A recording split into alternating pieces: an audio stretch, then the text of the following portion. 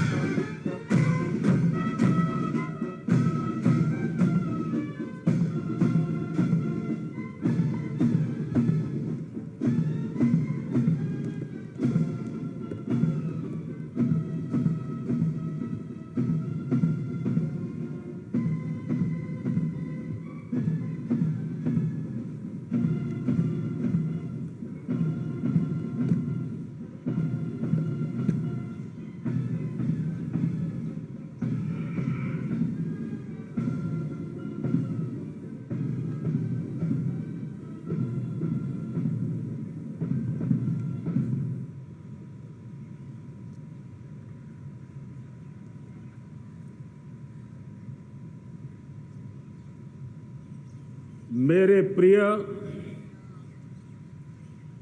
140 करोड़ परिवारजन,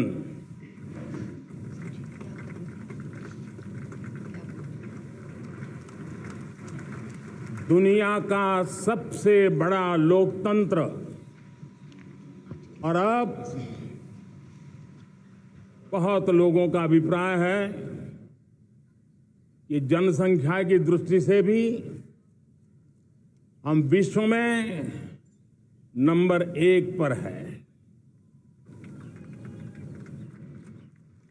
इतना बड़ा विशाल देश, 140 करोड़ देश, कि मेरे भाई बहन, मेरे परिवारजन आज आजादी का पर्व मना रहे हैं। मैं देश के कोटि कोटि जनों को देश और दुनिया में भारत को प्यार करने वाले, भारत का सम्मान करने वाले, भारत का गौरव करने वाले कोटि कोटि जनों को आजादी के इस महान पवित्र पर्व की अनेक अनेक शुभकामनाएं देता हूं। मेरे प्यारे परिवारजन, पूज्य बापू के नेतृत्व में असहयोग का आंदोलन, सत्याग्रह की मूवमेंट और भगत सिंह, सुखदेव, राजगुरु जैसे अनगिनत वीरों का बलिदान, उस पीढ़ी में शायद ही कोई व्यक्ति होगा जिसने देश की आजादी में अपना योगदान न दिया हो। मैं आज देश की आजादी के जंग में जिन जिन ने योगदान दिया है, बलिदान दिए हैं, त्याग किया है, तपस्या की है, उन सबको आदरपूर्वक नमन करता हूं, उनका अभिनंदन करता हूं। आज 15 अगस्त महान क्रांतिकारी और अध्यात्म जीवन के ऋषितुल्य प्रणेता श्री अरबिंदो की 150वीं जयंती पूर्ण हो रही है। ये वर्ष स्वामी दयानंद सरस्वती के 150वीं जयंती का वर्ष है। ये वर्ष रानी दुर्गावती के 500वीं जन्मशती का बहुत ही पवित्र अवसर है, जो पूरा देश बड़े धामधूम से मनाने वाला है। ये वर्ष मीराबाई, भक्ति योग की सिरमौर मीराबाई के 525 वर्ष का भी ये पावन पर्व है। ये बार जो 26 जनवरी हम मनाएंगे, वो हमारे गणतंत्र दिवस की 75वीं वर्षगांठ होगी। अनेक प्रकार से अनेक अवसर, अनेक संभावनाएं राष्ट्र निर्माण में जुटे रहने के लिए पल पल नई प्रेरणा, पल पल नई चेतना, पल पल सपने, पल पल संकल्प, शायद इससे बड़ा कोई अवसर नहीं हो सकता। मेरे प्यारे परिवारजन, इस बार प्राकृतिक आपदा ने देश के अनेक हिस्सों में अकल्पनीय संकट पैदा किए। जिन परिवारों ने इस संकट में सहन किया है, मैं उन सभी परिवारजनों के प्रति अपनी संवेदना प्रकट करता हूं और राज्य केंद्र सरकार मिलकर के उन सभी संकटों से जल्दी से मुक्त होकर के फिर तेज गति से आगे बढ़ेंगे, ये मैं विश्वास दिलाता हूं। मेरे प्यारे परिवारजनों, पिछले कुछ सप्ताह नॉर्थ ईस्ट में, विशेषकर मणिपुर में और हिंदुस्तान के भी अन्य कुछ भागों में, लेकिन विशेषकर मणिपुर में जो हिंसा का दौर चला, कई लोगों को अपना जीवन खोना पड़ा, मां बेटियों के सम्मान के साथ खिलवाड़ हुआ। लेकिन कुछ दिनों से लगातार शांति की खबरें आ रही हैं। देश मणिपुर के लोगों के साथ है। देश मणिपुर के लोगों को पिछले कुछ दिनों से जो शांति बनाए रखी है, उस शांति के पर्व को आगे बढ़ाए और शांति से ही समाधान का रास्ता निकलेगा। और राज्य और केंद्र सरकार मिलकर के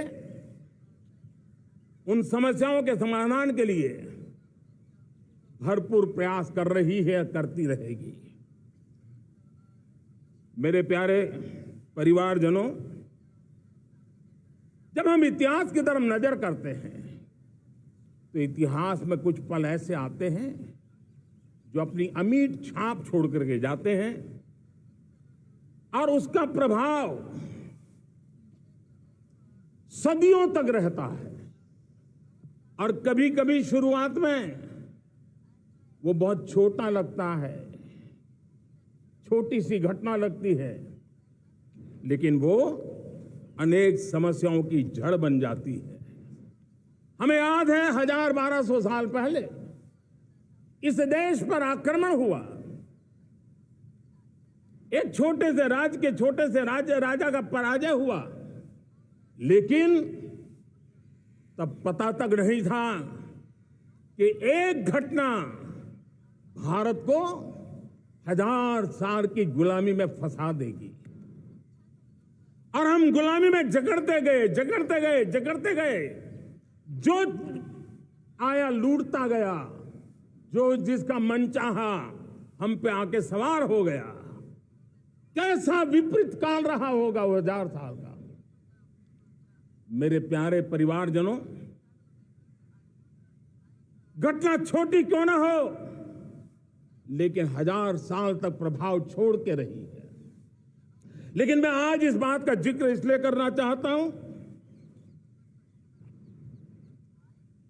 कि भारत के वीरों ने इस कालखंड में कोई भूभाग ऐसा नहीं था, कोई समय ऐसा नहीं था जब उन्होंने देश की आजादी के लौ को जलता न रखा हो, बलिदान की परंपरा न बनाई। मां भारती बेड़ियों से मुक्त होने के लिए उठ खड़ी हुई थी, जंजीरों को झकझोर रही थी, और देश की नारी शक्ति, देश की युवा शक्ति, देश के किसान, देश के गांव के लोग, मजदूर, कोई हिंदुस्तानी ऐसा नहीं था जो आजादी के सपने को लेकर के जीता ना हो। आजादी को पाने के लिए मर मिटने के लिए तैयार होने वालों की एक बड़ी फौज तैयार हो गई थी। जेलों में जवानी खपाने वाले अनेक महापुरुष हमारे देश की आजादी को, गुलामी की बेड़ियों को तोड़ने के लिए लगे हुए थे। मेरे प्यारे परिवारजनों, जन चेतना को वो व्यापक रूप, त्याग और तपस्या का वो व्यापक रूप, जन जन के अंदर एक नए विश्वास जगाने वाला वो पल आखिरकार 1947 में देश आजाद हुआ। 1000 साल की गुलामी में संजोए हुए सपने देशवासी पूरे करते हुए देखे। साथियों, मैं 1000 साल पहले की बात इसलिए कह रहा हूं, मैं देख रहा हूं फिर एक बार देश के सामने एक मौका आया है। इस ऐसे कालखंड में हम जी रहे हैं, ऐसे कालखंड में हमने प्रवेश किया है, और यह हमारा सौभाग्य है कि भारत के ऐसे अमृत काल में, यह अमृत काल का पहला वर्ष है। या तो हम जवानी में जी रहे हैं, या हम मां भारती की गोद में जन्म ले चुके हैं। और ये कालखंड, मेरे शब्द लिख करके रखिए मेरे प्यारे परिवारजनों, इस कालखंड में जो हम करेंगे, जो कदम उठाएंगे, जितना त्याग करेंगे, तपस्या करेंगे, सर्वजन हिताय सर्वजन सुखाय, एक के बाद एक फैसले लेंगे, आने वाले 1000 साल का देश का स्वर्णिम इतिहास उससे अंकुरित होने वाला है। इस कालखंड में होने वाली घटनाएं आगामी 1000 साल के लिए इसका प्रभाव पैदा करने वाली है। गुलामी की मानसिकता से बाहर निकला हुआ देश पंच प्राण को समर्पित होकर के एक नए आत्मविश्वास के साथ आज आगे बढ़ रहा है। नए संकल्पों को सिद्ध करने के लिए वो जी जान से जुड़ रहा है। मेरी भारत माता जो कभी ऊर्जा का सामर्थ्य था लेकिन राख के ढेर में दबी पड़ी थी, वो भारत मां 140 करोड़ देशवासियों के पुरुषार्थ है, उनकी चेतना से, उनकी ऊर्जा से फिर एक बार जागृत हो चुकी है। मां भारती जागृत हो चुकी है और मैं साफ देख रहा हूं दोस्तों, यही कालखंड है। पिछले 9-10 साल हमने अनुभव किया है, विश्व भर में भारत की चेतना के प्रति, भारत के सामर्थ्य प्रति एक नया आकर्षण, नया विश्वास, नई आशा पैदा हुई है। और ये प्रकाश पुंज जो भारत से उठा है वो विश्व को उसमें अपने लिए ज्योति नजर आ रही है। विश्व को एक नया विश्वास पैदा हो रहा है। हमारा सौभाग्य है, कुछ ऐसी चीजें हमारे पास हैं जो हमारे पूर्वजों ने हमें विरासत में दी है और वर्तमान कालखंड ने गढ़ी है। आज हमारे पास डेमोग्राफी है, आज हमारे पास डेमोक्रेसी है, आज हमारे पास डाइवर्सिटी है। डेमोग्राफी, डेमोक्रेसी और डाइवर्सिटी की ये त्रिवेणी भारत के हर सपने को साकार करने का सामर्थ्य रखती है। आज पूरे विश्व में वहां देशों की उम्र ढल रही है, ढलाव पर है, तब भारत युवान की तरफ ऊर्जावान होकर के बढ़ रहा है। कितने बड़े गौरव का कालखंड है कि आज 30 साल की कम आयु की जनसंख्या दुनिया में सर्वाधिक कहीं है तो ये मेरे भारत मां की गोद में है, ये मेरे देश में है। और 30 साल से कम उम्र की नौजवान हो मेरे देश के पास हो, कोटि कोटि भुजाएं हो, कोटि कोटि मस्तिष्क हो, कोटि कोटि सपने, कोटि कोटि संकल्प हो, तो भाइयों बहनों, मेरे प्रिय परिवारजनों, हम इच्छित परिणाम प्राप्त करके रह सकते हैं। मेरे प्यारे परिवारजनों, देश का भाग्य ऐसी घटनाएं बदल देती है, यह सामर्थ्य देश के भाग्य को बदल देता है। भारत 1000 साल की गुलामी और आने वाले 1000 साल के भव्य भारत के बीच में पड़ाव पर हम खड़े हैं, एक ऐसी संधि पर खड़े हैं और इसलिए अब हमें न रुकना है न दुविधा में जीना है। मेरे प्यारे प्रिय परिवारजनों, हमें खोई हुई उस विरासत का गर्व करते हुए, खोई हुई समृद्धि को प्राप्त करते हुए हमें फिर एक बार,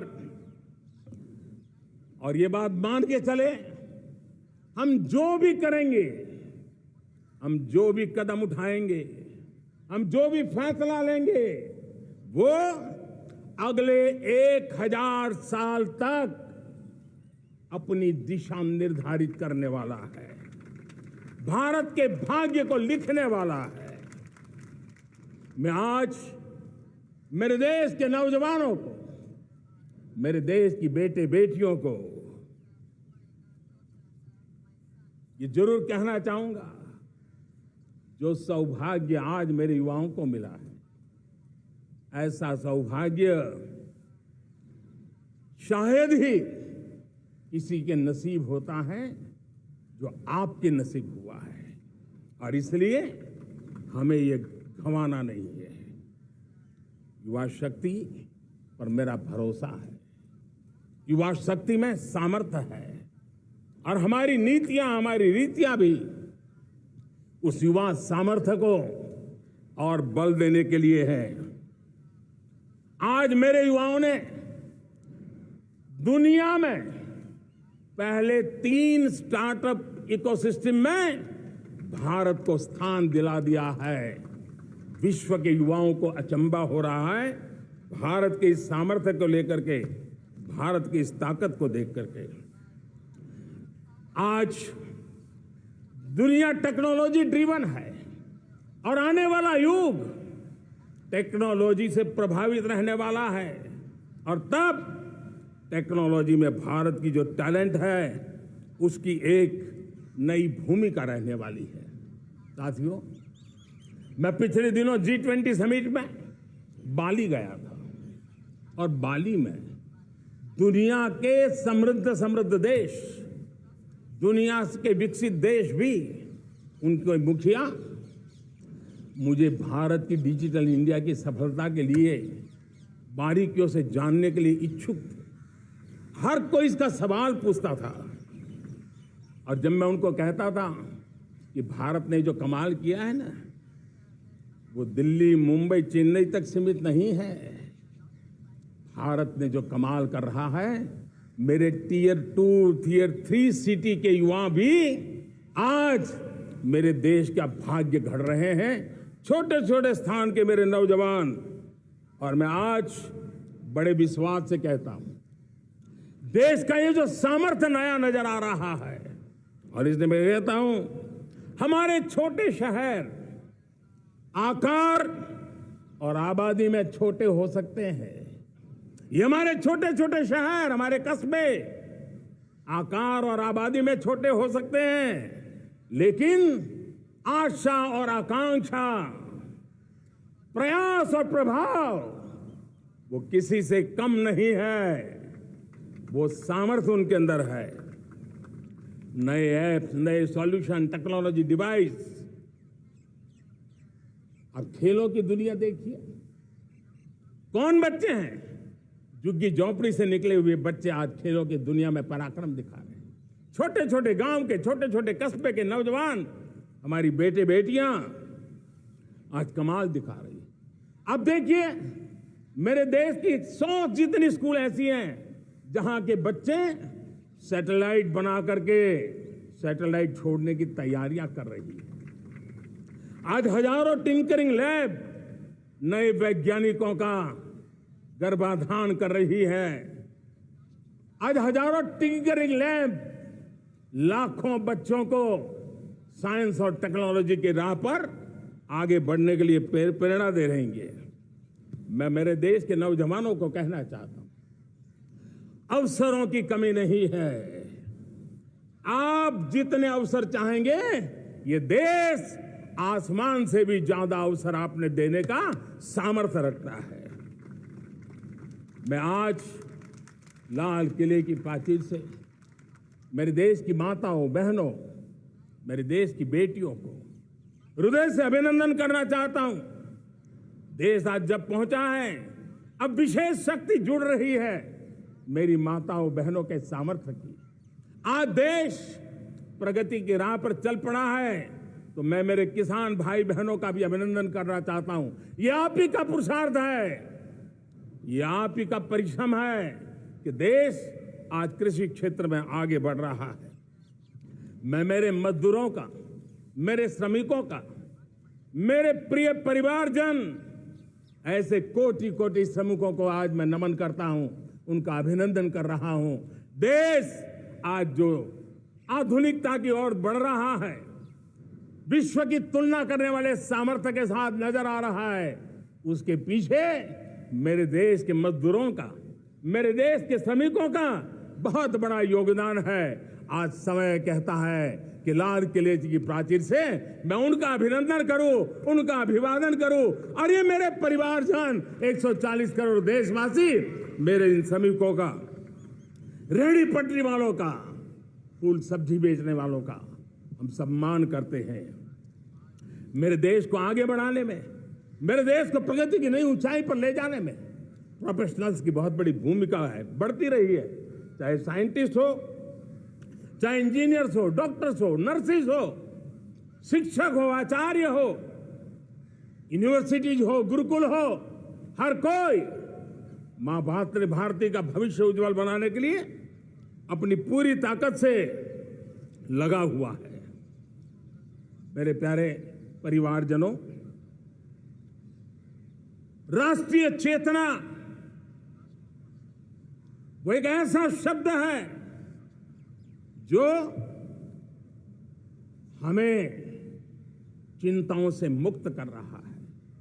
और आज वो राष्ट्रीय चेतना ये सिद्ध कर रही है कि भारत का सबसे बड़ा सामर्थ्य बना है भरोसा। भारत का सबसे बड़ा सामर्थ्य बना है विश्वास। जन जन में हमारा विश्वास, जन जन का सरकार पर विश्वास, जन जन का देश के उज्जवल भविष्य पर विश्वास और विश्व का भी भारत के प्रति विश्वास।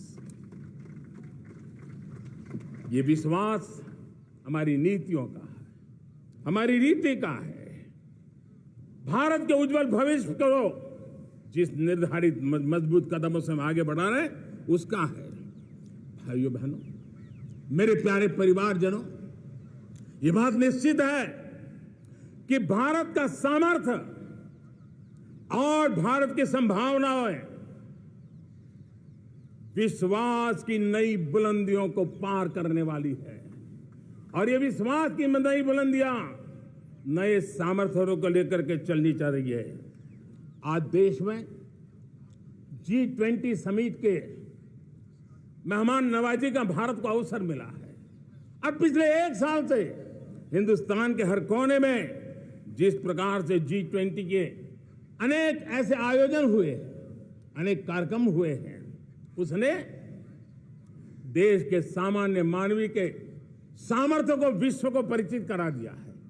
भारत की विविधता का परिचय कराया है। भारत की डायवर्सिटी को दुनिया अचंभे से देख रही है और उसके कारण भारत के तरफ आकर्षण बढ़ा है। भारत को जानने की, समझने की इच्छा जगी है। उसी प्रकार से आप देखिए एक्सपोर्ट, आज भारत का एक्सपोर्ट के तेजी से बढ़ रहा है। और मैं कहना चाहता हूं, दुनिया के एक्सपर्ट्स इन सारे मानदंडों के आधार पर कह रहे हैं कि अब भारत रुकने वाला नहीं है। दुनिया की कोई भी रेटिंग एजेंसी होगी वो भारत का गौरव कर रही है। कोरोना काल के बाद दुनिया एक नए सिरे से सोचने लगी और मैं विश्वास से देख रहा हूं कि जिस प्रकार से द्वितीय महायुद्ध के बाद, द्वितीय विश्व युद्ध के बाद दुनिया ने एक नया वर्ल्ड ऑर्डर आकार लिया था, मैं साफ साफ देख रहा हूं कि कोरोना के बाद एक नया विश्व ऑर्डर, एक नया ग्लोबल ऑर्डर, एक नया जियोपॉलिटिकल इक्वेशन ये बहुत तेजी से आगे बढ़ रहा है।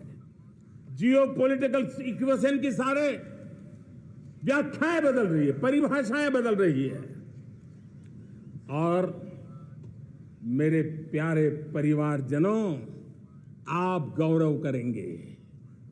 बदलते हुए विश्व को शेप देने में आज मेरे 140 करोड़ देशवासियों आपका सामर्थ्य नजर आ रहा है। आप निर्णायक मोड़ पर खड़े हैं। और कोरोना काल में भारत ने जिस प्रकार से देश को आगे बढ़ाया, दुनिया ने हमारे सामर्थ्य को देखा है। जब दुनिया की सप्लाई चेन तहस नहस हो गई थी, बड़ी बड़ी अर्थव्यवस्थाओं पर दबाव था, उस समय भी हमने कहा था हमें विश्व का विकास देखना है तो मानव केंद्रीय होना चाहिए, मानवीय संवेदनाओं से भरा हुआ होना चाहिए और तब जाकर के समस्याओं का सही समाधान निकालेंगे। और कोविड ने हमें सिखाया है या हमें मजबूर किया है, लेकिन मानवीय संवेदनाओं को छोड़ करके हम विश्व का कल्याण नहीं कर सकते। आज भारत ग्लोबल साउथ की आवाज बन रहा है।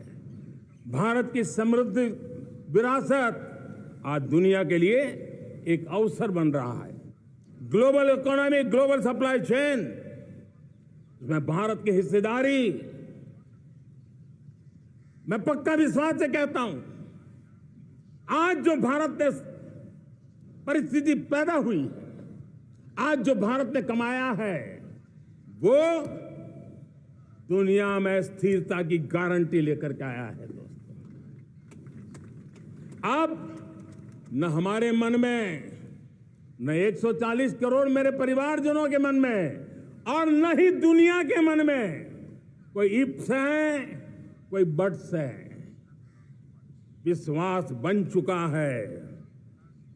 मेरे प्यारे देशवासियों, अब गेंद हमारे पाले में है। हमें अवसर जाने नहीं देना चाहिए, हमें मौका छोड़ना नहीं चाहिए। भारत में मैं मेरे देशवासियों का इसलिए भी अभिनंदन करता हूं कि मेरे देशवासियों में एक नीर क्षीर विवेक का सामर्थ्य है, समस्याओं की जड़ों को समझने का सामर्थ्य है। और इसलिए 2014 में मेरे देशवासियों ने 30 साल के अनुभव के बाद तय किया कि देश को आगे ले जाना है तो स्थिर सरकार चाहिए, मजबूत सरकार चाहिए, पूर्ण बहुमत वाली सरकार चाहिए। और देशवासियों ने एक मजबूत और स्थिर सरकार बनाई। और 3 दशकों के जो अनिश्चितता का कालखंड था, जो अस्थिरता का कालखंड था, जो राजनीतिक मजबूरियों से देश जकड़ा हुआ था, उससे मुक्ति मिली। मेरे प्यारे परिवारजनों, देश के पास आज एक ऐसी सरकार है, वो सर्वजन हिताय सर्वजन सुखाय, देश के संतुलित विकास के लिए समय का पल पल और जनता की पाई पाई, जनता की भलाई के लिए लगा रही है। और मेरी सरकार, मेरे देशवासियों का मन एक बात से जुड़ा हुआ है। हमारे हर निर्णय, हमारे हर दिशा, उसका एक ही मानदंड है, नेशन फर्स्ट, राष्ट्र प्रथम। और राष्ट्र प्रथम यही दूरगामी परिणाम, सकारात्मक परिणाम पैदा करने वाला है। देश में बड़े स्तर पर काम हो रहा है। और लेकिन मैं कहना चाहूंगा, 2014 में आपने एक मजबूत सरकार बनाई, और मैं कहता हूं 2014 में और 2019 में आपने एक सरकार फॉर्म की, तो मोदी में रिफॉर्म करने की हिम्मत आई। आपने ऐसी सरकार फॉर्म की कि मोदी को रिफॉर्म की हिम्मत आई। और जब मोदी ने एक के बाद एक रिफॉर्म किए, तो मेरे ब्यूरोक्रेसी के लोग, मेरे लाखों हाथ पैर जो हिंदुस्तान के कोने कोने में सरकार के हिस्से के रूप में काम कर रहे हैं, उन्होंने ब्यूरोक्रेसी ने ट्रांसफॉर्म करने के लिए, परफॉर्म करने की जिम्मेवारी बखूबी निभाई। और उन्होंने परफॉर्म करके दिखाया, और जनता जनार्दन जुड़ गई, तो वो ट्रांसफॉर्म होता भी नजर आ रहा है। और इसलिए रिफॉर्म, परफॉर्म, ट्रांसफॉर्म, ये कालखंड अब भारत के भविष्य को गढ़ रहा है। और हमारी सोच देश की उस ताकतों को बढ़ावा देने पर है जो आने वाले 1000 साल की नींव को मजबूत करने वाले। दुनिया को युवा शक्ति की जरूरत है, युवा स्किल की जरूरत है। हमने अलग स्किल मिनिस्ट्री बनाई, वो भारत की आवश्यकताओं को तो पूरी करेगी, वो दुनिया की आवश्यकताओं को पूरी करने का भी सामर्थ्य रखेगी। हमने जल शक्ति मंत्रालय बनाया। मंत्रालय की बनाने की रचना को भी अगर कोई एनालिसिस करेगा ना, तो इस सरकार के मन मस्तिष्क को बड़े अच्छे ढंग से आप समझ पाएंगे। हमने जल शक्ति मंत्रालय बनाया। ये जल शक्ति मंत्रालय हमारे देश के एक एक देशवासियों को पीने का शुद्ध पानी पहुंचे, पर्यावरण की रक्षा के लिए पानी के प्रति संवेदनशील व्यवस्थाएं विकसित हो, उस पर हम बल रहे हैं। हमारे देश में कोरोना के बाद दुनिया देख रही है, होलिस्टिक हेल्थ केयर ये समय की मांग है। हमने अलग आयुष मंत्रालय बनाया, और योग और आयुष आज दुनिया में अपना परचम लहरा रहे हैं।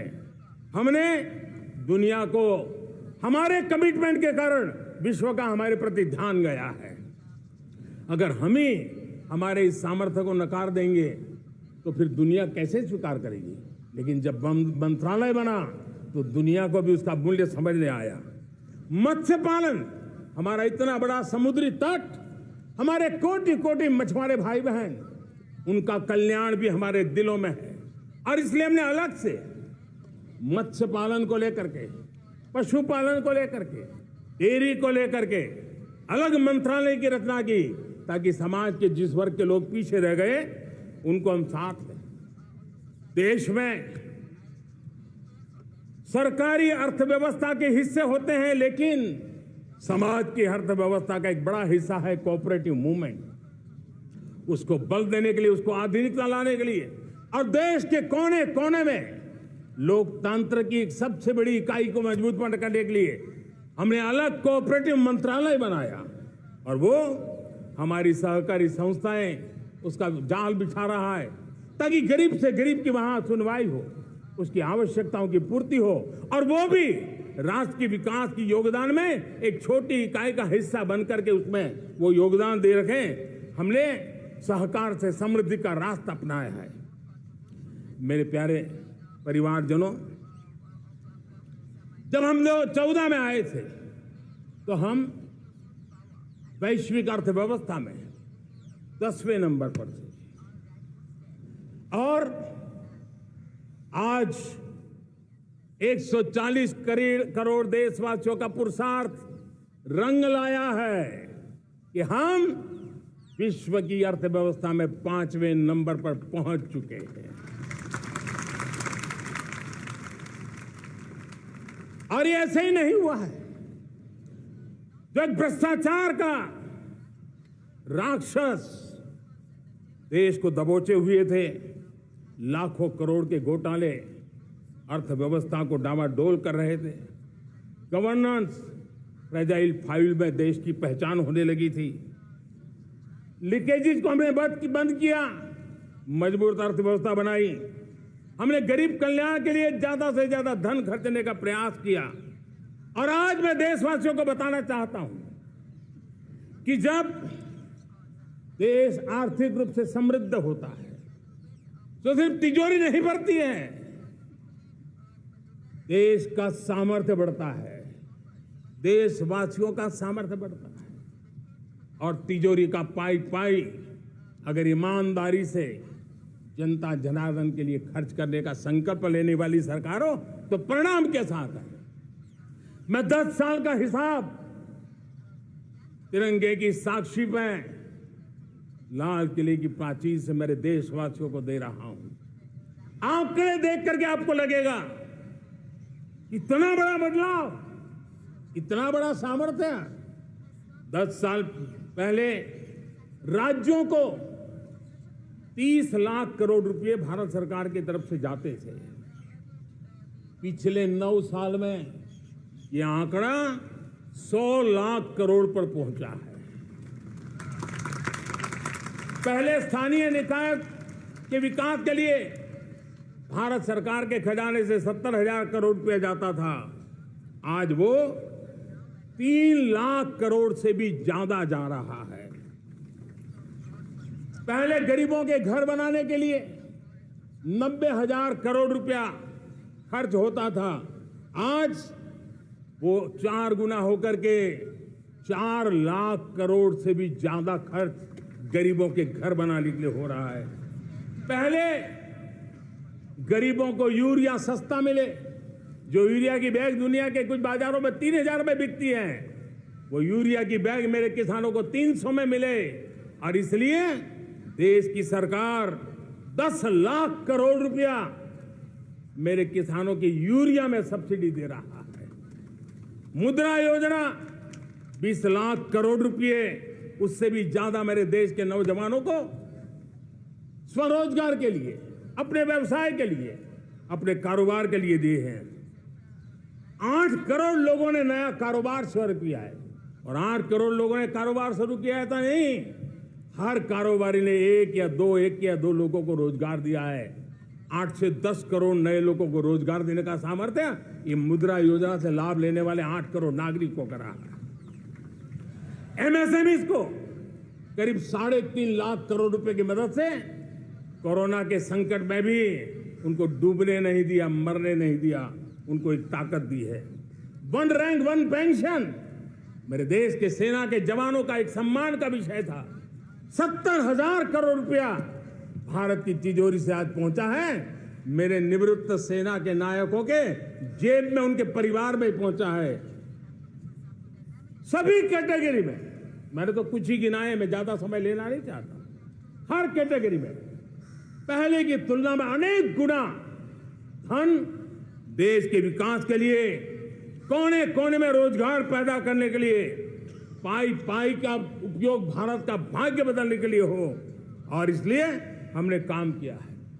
और मेरे प्यारे प्रियजनों, इतना ही नहीं, हमने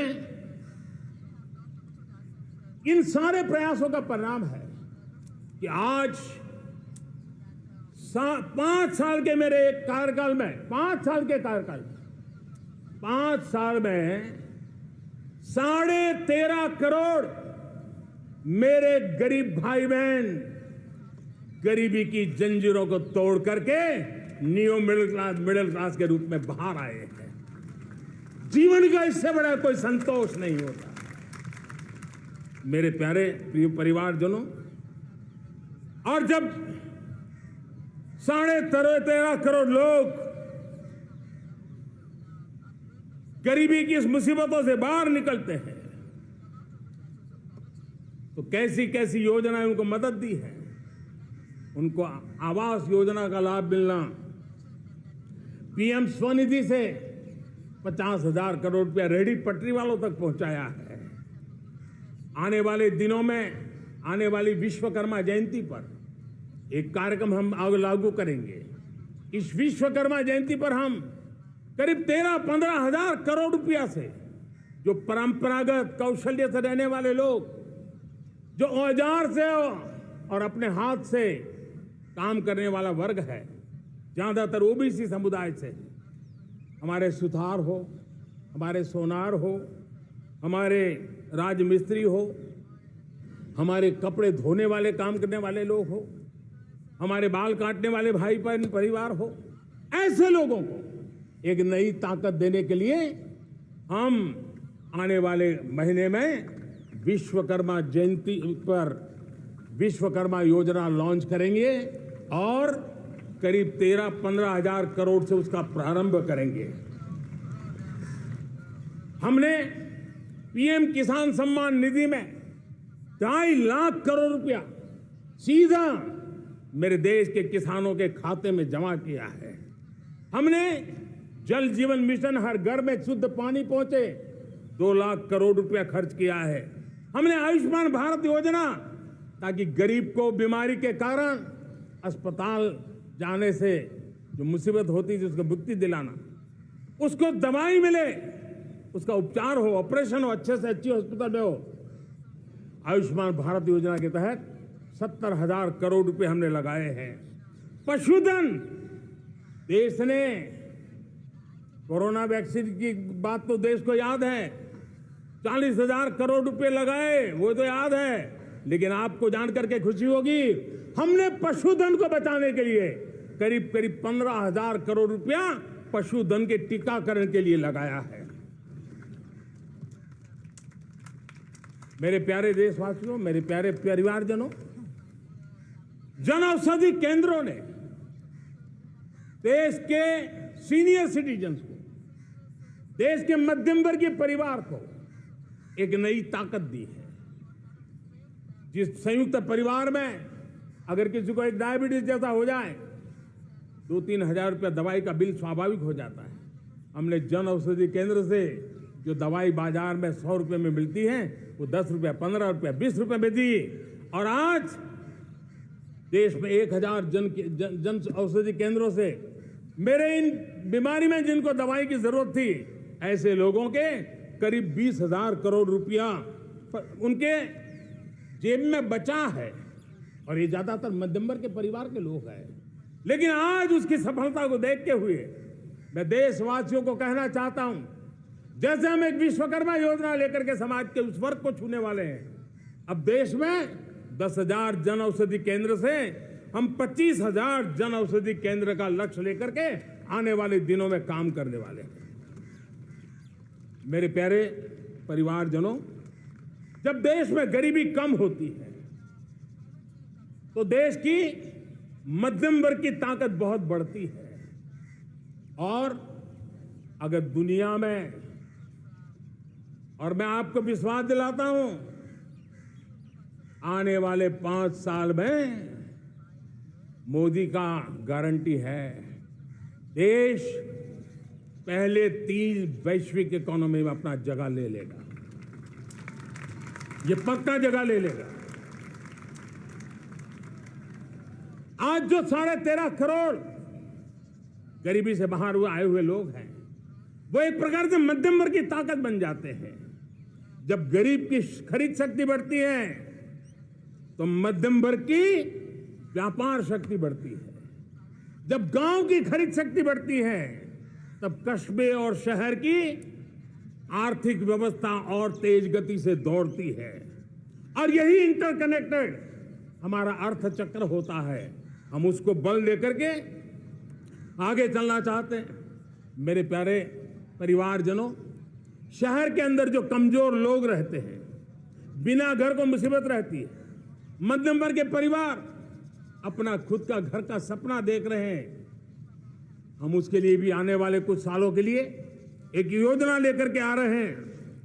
और जिसमें ऐसे मेरे परिवारजन जो शहरों में अपना घर, शहरों में रहते हैं लेकिन किराए के मकान पे रहते हैं, झुग्गी झोपड़ी में रहते हैं, चाल में रहते हैं, अनऑथोराइज कॉलोनीज में रहते हैं, ऐसे मेरे परिवारजन अगर अपना मकान बनाना चाहते हैं तो बैंक से जो लोन मिलेगा उसके ब्याज के अंदर राहत दे करके लाखों रुपयों की मदद करने का हमने निर्णय किया है।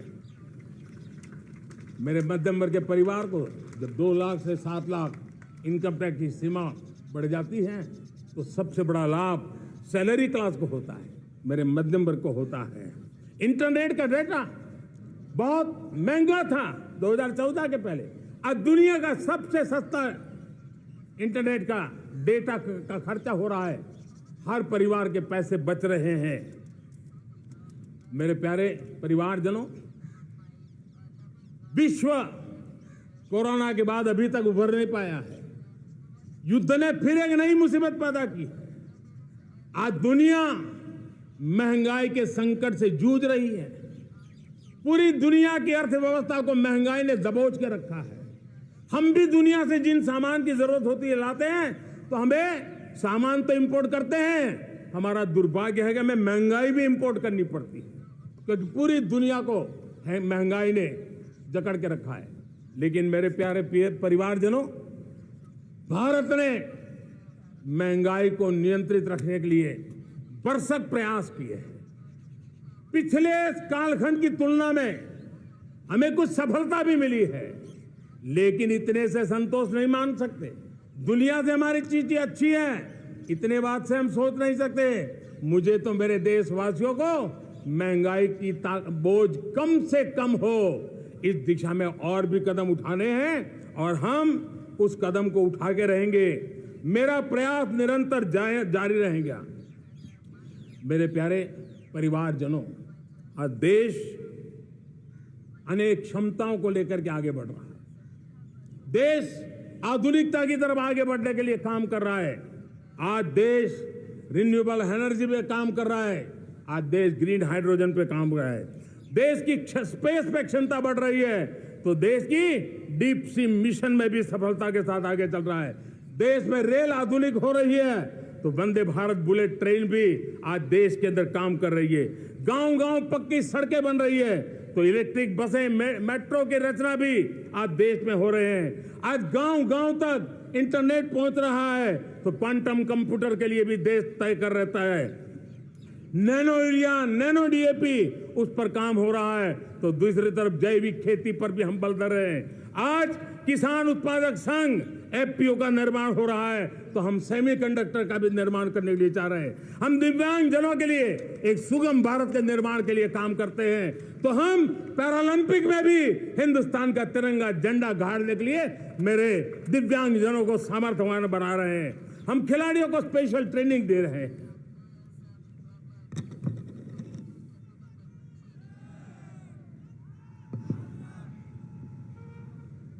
आज भारत पुरानी सोच, पुराने ढर्रे को छोड़ करके लक्ष्यों को तय करके लक्ष्यों को प्राप्त करने की राह से चल रहा है। और जब मैं कहता हूं ना कि जिसका शिलान्यास हमारी सरकार करती है, उसका उद्घाटन भी हमारे कालखंड में करते हैं। इन दिनों जो मैं शिलान्यास कर रहा हूं ना, आप लिख के रखिए, उसके उद्घाटन भी आप सबने मेरे नसीब में ही छोड़े हुए हैं। हमारी कार्य संस्कृति बड़ा सोचना, दूर का सोचना, सर्वजन हिताय सर्वजन सुखाय सोचना, यह हमारी कार्यशैली रही है। और सोच से भी ज्यादा, संकल्प से भी ज्यादा हासिल कैसे करना, इस ऊर्जा के साथ हम काम करते हैं। हमने आजादी के काल अमृत महोत्सव में 75,000 अमृत सरोवर बनाने का संकल्प किया था। उस समय हमने हर जिले में 75 अमृत सरोवर बनाना संकल्प किया था। करीब 50-55 हजार अमृत सरोवर की कल्पना की थी, लेकिन आज करीब 75,000 अमृत सरोवर का काम निर्माण हो रहा है। यह अपने आप में बहुत बड़ा काम हो रहा है। जनशक्ति और जल शक्ति की ताकत भारत के पर्यावरण की रक्षा में भी काम आने वाली है। 18,000 गांवों तक बिजली पहुंचाना, जनधन बैंक खाते खोलना, बेटियों के लिए शौचालय बनाना, सारे टारगेट समय के पहले पूरी शक्ति से पूरे करेगा। और जब भारत ठान लेता है तो उसे पूरा करके रहता है। यह हमारा ट्रैक रिकॉर्ड कहता है।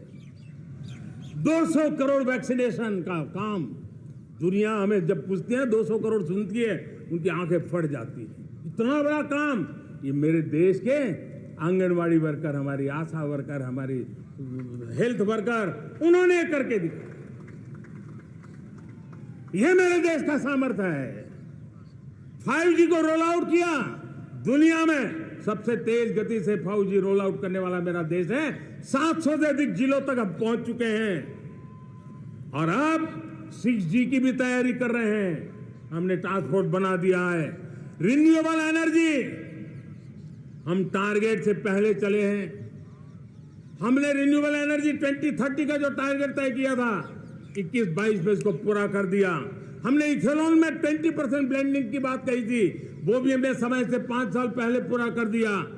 हमने $500 बिलियन के एक्सपोर्ट की बात की थी, वो भी समय के पहले $500 बिलियन से ज्यादा कर दिया। हमने तय किया, जो हमारे देश में 25 साल से चर्चा हो रही थी कि देश में नई संसद बने, पार्लियामेंट का कोई सत्र ऐसा नहीं था नई संसद के। ये मोदी है, समय के पहले नई संसद बना करके रख दिया। मेरे प्यारे भाई बहनों, ये काम करने वाली सरकार है, निर्धारित लक्ष्यों को पार करने वाली सरकार है। ये नया भारत है, ये आत्मविश्वास से भरा हुआ भारत है। ये संकल्पों को चरितार्थ करने के लिए जी जान से जुटा हुआ भारत है। और इसलिए ये भारत न रुकता है, ये भारत न थकता है, ये भारत न हाँफता है और न ही ये भारत हारता है। और इसलिए मेरे प्यारे परिवारजनों, आर्थिक शक्ति बढ़ी है तो हमारी सामरिक शक्ति को भी एक नई ताकत मिली है। हमारी सीमाएं पहले से अधिक सुरक्षित हुई है और मेरे सीमा पर बैठे हुए मेरे जवान जो देश की सीमाओं की रक्षा कर रहे हैं और मेरे देश की आंतरिक सुरक्षा के संभालने वाले यूनिफॉर्म फोर्सेस, मैं आजादी के इस पावन पर्व पर उनको भी अनेक अनेक बधाई देते हुए मेरी बात को आगे बढ़ाता हूं। सेना का अधिकरण हो, हमारी सेना युवा बने, हमारी सेना बैटल के लिए रेडी, युद्ध योग्य बने, इसलिए निरंतर रिफॉर्म का काम आज हमारी सेना में हो रहा है। मेरे प्यारे परिवारजनों, आए दिन हम लोग सुना करते थे, यहां बम धमाका हुआ, वहां बम धमाका हुआ, हर जगह पे लिखा हुआ रहता था कि इस बैग को मत छूना, अनाउंसमेंट होते रहते थे। आज देश सुरक्षा की अनुभूति कर रहा है, और जब सुरक्षा होती है, शांति होती है, तो प्रगति के नए अरमान हम पूरे कर सकते हैं। उसको लिए सीरियल बम धमाके का जमाना बीती हुई बात हो गई है। निर्दोषों के जो मौत होते थे तो बीते हुए कल की बात हो गई है। आज देश में आतंकी हमलों में भारी कमी आई है। नक्सल प्रभावित क्षेत्रों में भी बहुत बड़ा बदलाव आया है, बहुत बड़ा परिवर्तन का एक वातावरण बना है। मेरे प्यारे परिवारजनों, प्रगति की हर चीज में, लेकिन जब 2047 हम एक विकसित भारत का सपना लेकर के चल रहे हैं तब, और वो सपना नहीं, 140 करोड़ देशवासियों का संकल्प है, और उस संकल्प को सिद्ध करने के लिए परिश्रम की पराकाष्ठा भी है, और उसकी सबसे बड़ी ताकत होती है वो राष्ट्रीय चरित्र होता है। दुनिया में जिन जिन देशों ने प्रगति की है, दुनिया में जो जो देश संकटों से वो पार करके निकले हैं, उसमें हर चीज के साथ साथ एक महत्वपूर्ण कैटलिक एजेंट रहा है, वो राष्ट्रीय चरित्र रहा है। और हमें राष्ट्रीय चरित्र के लिए और बल देते हुए हमें आगे बढ़ना होगा।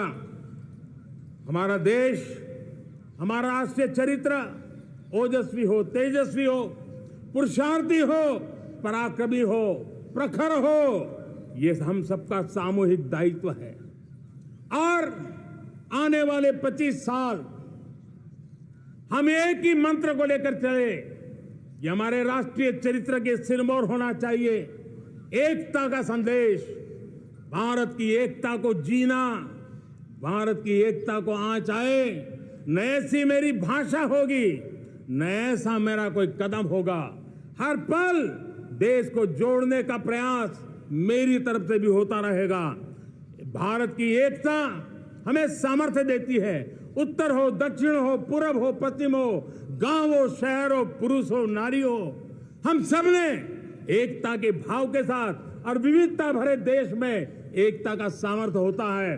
और दूसरी महत्व की बात मैं देख रहा हूं, अगर 2047 में हमें हमारे देश को विकसित भारत के रूप में देखना है, तो हमें श्रेष्ठ भारत के मंत्र को जीना होगा, हमें चरितार्थ करना होगा। अब हमारे प्रोडक्शन में, मैंने 2014 में कहा था जीरो डिफेक्ट, जीरो इफेक्ट। दुनिया के किसी भी टेबल पर मेक इन इंडिया चीज हो तो दुनिया को विश्वास होना चाहिए, इससे बेहतर दुनिया में कुछ नहीं हो सकता है।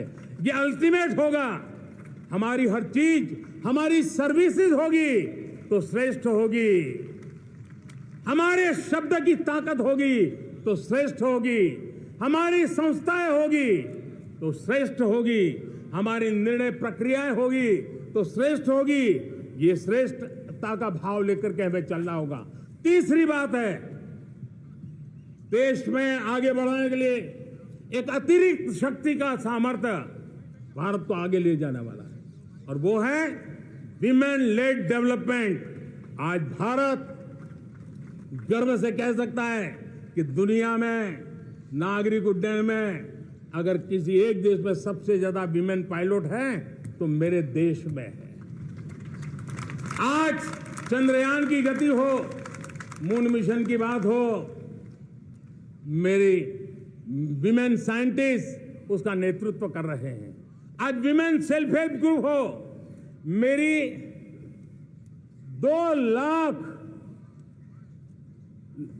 2 करोड़ लखपति दीदी का लक्ष्य लेकर के आज विमेन सेल्फ हेल्प ग्रुप पे हम काम कर रहे हैं। हम हमारी नारी शक्ति के सामर्थ्य को बढ़ावा देते हुए विमेन लेड डेवलपमेंट के, और जब G20 में मैंने विमेन लेड डेवलपमेंट के विषय को आगे बढ़ाया है तो पूरा G20 समूह इसके महत्व को स्वीकार कर रहा है। और उसके महत्व को स्वीकार कर करके वो उसको बहुत बल दे रहे हैं। उसी प्रकार से भारत विविधताओं से भरा देश है। असंतुलित विकास के हम शिकार रहे हैं। मेरा पराया का के कारण हमारे देश के कुछ हिस्से उसके शिकार रहे। अब हमें रीजनल एस्पिरेशंस को, संतुलित विकास को बल देना है और रीजनल एस्पिरेशंस को लेकर के उस भावना को हमें सम्मान देते हुए, जैसे हमारी भारत मां का कोई, हमारा शरीर का कोई अंग अगर अविकसित रहे तो हमारा शरीर विकसित नहीं माना जाएगा। हमारा शरीर का कोई अंग दुर्बल रहे तो हमारा शरीर स्वस्थ नहीं माना जाएगा। वैसे ही मेरी भारत माता, उसका कोई एक भूभाग भी, समाज का कोई तबका भी अगर दुर्बल रहे तो मेरी भारत माता समर्थ है, स्वस्थ है, ऐसा बैठ करके हम नहीं बैठ सकते। और इसलिए रीजनल एस्पिरेशंस को हमने एड्रेस करने की आवश्यकता है और इसलिए हम समाज का सर्वांगीण विकास हो, सर्वस्पर्शी विकास हो, भूभाग के हर क्षेत्र को उसकी अपनी ताकत को खिलने का अवसर मिले, उस दिशा में आगे बढ़ना चाहते हैं। मेरे प्यारे परिवारजनों, भारत एक मदर ऑफ डेमोक्रेसी है। भारत मॉडल ऑफ डाइवर्सिटी भी है। भाषाएं अनेक हैं, बोलियां अनेक हैं, परिधान अनेक हैं, विविधताएं बहुत है। हमने उन सारे लोगों को, सारों को आधार पर आगे बढ़ना है। मेरे प्यारे परिवारजनों, देश के जब मैं एकता की बात करता हूं तब अगर घटना मणिपुर में होती है तो पीड़ा महाराष्ट्र में होती है। अगर बाढ़ आसाम में आती है तो बेचैन केरला हो जाता है। हिंदुस्तान के किसी भी हिस्से में कुछ भी हो, हम एक अंगांगी भाव की अनुभूति करते हैं।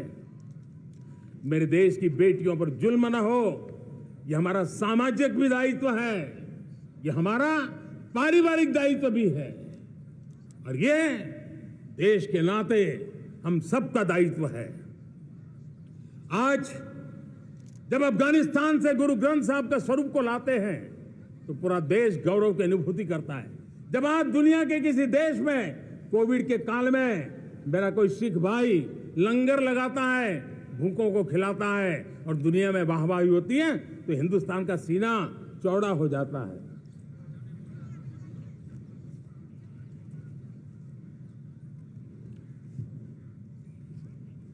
मेरे प्यारे परिवारजनों,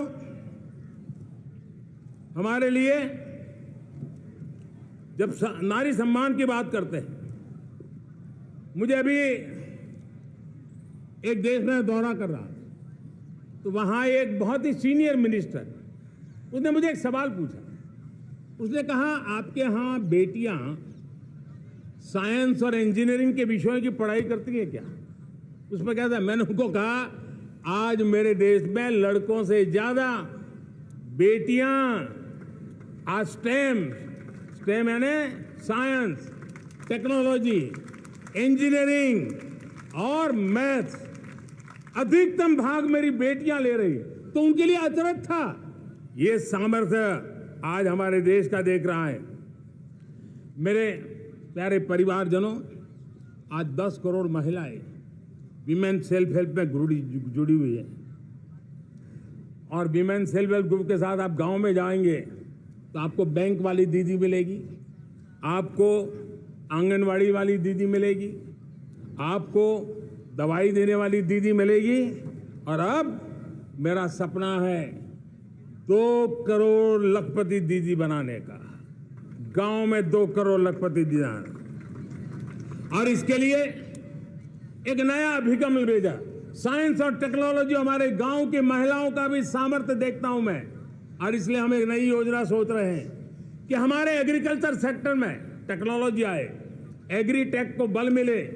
इसलिए विमेन सेल्फ हेल्प ग्रुप की बहनों को हम ट्रेनिंग देंगे, ड्रोन चलाने की, ड्रोन रिपेयरिंग की हम ट्रेनिंग देंगे और हजारों ऐसे विमेन सेल्फ हेल्प ग्रुप को भारत सरकार ड्रोन देगी, ट्रेनिंग देगी और हमारे एग्रीकल्चर के काम में ड्रोन की सेवाएं उपलब्ध हो। इसके लिए हम शुरुआत करेंगे। प्रारंभ हम 15,000 विमेन सेल्फ हेल्प ग्रुप के द्वारा ये ड्रोन की उड़ान का हम आरंभ कर रहे हैं। मुझे विश्वास है कि इसके कारण हमारे परिवारजनों का,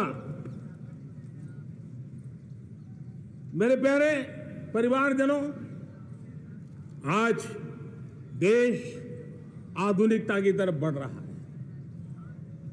हाईवे हो, रेलवे हो, एयरवे हो, हाईवेज हो, इंफॉर्मेशन वेज, वाटरवेज हो, कोई क्षेत्र ऐसा नहीं है जिस क्षेत्र को आगे बढ़ाने की दिशा में आज देश काम न करता हो। पिछले 9 वर्ष में तटीय क्षेत्रों में हमने, आदिवासी क्षेत्र में, हमारे पहाड़ी क्षेत्र में विकास को बहुत बढ़ दिया है। हमने पर्वतमाला, भारतमाला ऐसी योजनाओं के द्वारा समाज के उस वर्ग को हमने बल दिया है। हमने गैस की पाइपलाइन से हमारे पूर्वी भारत को जोड़ने का काम किया है। हमने अस्पतालों की संख्या बढ़ाई है। हमने डॉक्टर की सीटें बढ़ाई है ताकि हमारे बच्चे डॉक्टर बनने का सपना पूरा कर सके। हमने मातृभाषा में पढ़ाने पर बल दिया है। अब मातृभाषा में वो पढ़ाई कर सके उस दिशा में। और मैं भारत के सुप्रीम कोर्ट का भी धन्यवाद करता हूं कि भारत की सुप्रीम कोर्ट ने कहा है कि आप जो जजमेंट देंगे उसका जो ऑपरेटिव पार्ट होगा वो जो अदालत में आया है उसकी भाषा में उसको उपलब्ध होगा। मातृभाषा का महात्मा आज बढ़ रहा है। मेरे प्यारे भाई परिवारजनों, आज तक हमारे देश के जो बॉर्डर विलेज हैं, हमने वाइब्रेंट बॉर्डर विलेज का एक कार्यक्रम शुरू किया है। और वाइब्रेंट बॉर्डर विलेज, अब तक इसके लिए कहा जाता था देश के आखिरी गांव। हमने उस पूरी सोच को बदला है। वो देश का आखिरी गांव नहीं है। सीमा पर जो नजर आ रहा है वो मेरे देश का पहला गांव है। अगर सूरज उगता है पूरब में तो उस तरफ के गांव में पहली सूरज की किरण आती है। अगर सूरज ढलता है तो इस तरफ के गांव में आखिरी किरण उसका लाभ मिलता है।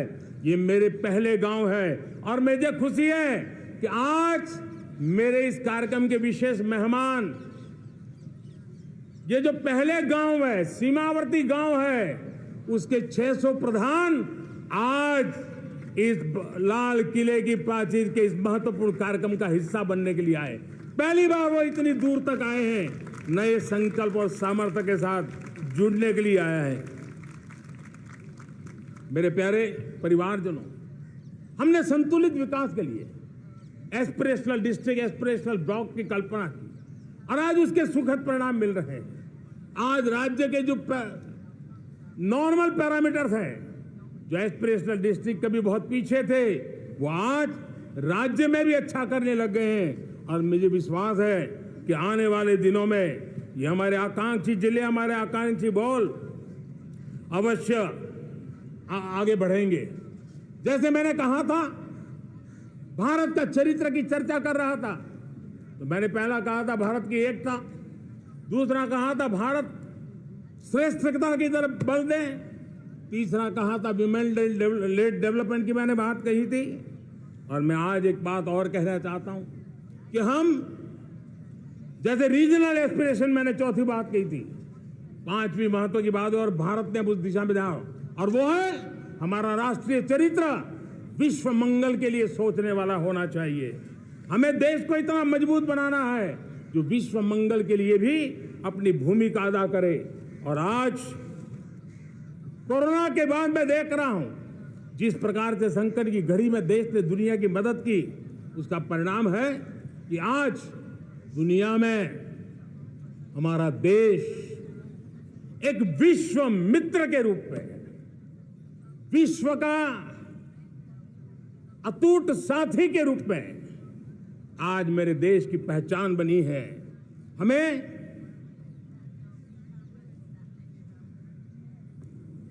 जब विश्व मंगल की बात करते हैं तब भारत का मूलभूत विचार है, उस विचार को हम आगे बढ़ाने लोग हैं। और मुझे खुशी है कि आज अमेरिकी संसद के भी कई चुने हुए गणमान्य प्रतिनिधि भी आज हमारे 15 अगस्त के इस अवसर में हमारे बीच में मौजूद है। भारत की सोच कैसी है, हम विश्व मंगल की बात को कैसे आगे बढ़ाते हैं।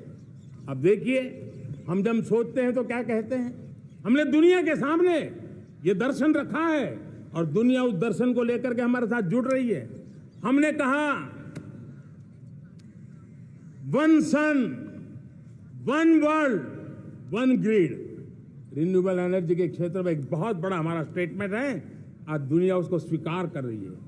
कोविड के बाद हमने दुनिया को कहा हमारा अप्रोच होना चाहिए वन अर्थ, वन हेल्थ। समस्याओं का समाधान तभी होगा जब मानव को, पशु को, पौधे को बीमारी के संबंध में समान रूप से एड्रेस किया जाएगा, तब जाकर के हम करेंगे। हमने G20 समिट के लिए दुनिया के सामने कहा है one world, one family, one future. इस सोच को लेकर के चल रहे हैं। हमने क्लाइमेट को लेकर के दुनिया जो संकट से जूझ रही है, हमने रास्ता दिखाया है, लाइफ मिशन लॉन्च किया है, लाइफस्टाइल फॉर एनवायरनमेंट। हमने दुनिया के सामने इंटरनेशनल सोलर अलायंस बनाया और आज दुनिया के कई देश इंटरनेशनल सोलर अलायंस का हिस्सा बन रहे हैं। हमने बायोडायवर्सिटी का महत्व देखते हुए बिग कैट अलायंस की व्यवस्था को हमने आगे बढ़ाया है। हमने प्राकृतिक आपदा के कारण, ग्लोबल वार्मिंग के कारण इंफ्रास्ट्रक्चर का जो नुकसान होता है, उसके लिए दूरगामी व्यवस्थाओं की जरूरत है और इसलिए coalition for disaster resilient infrastructure CDRI एक समाधान के रूप में दुनिया को दिया है।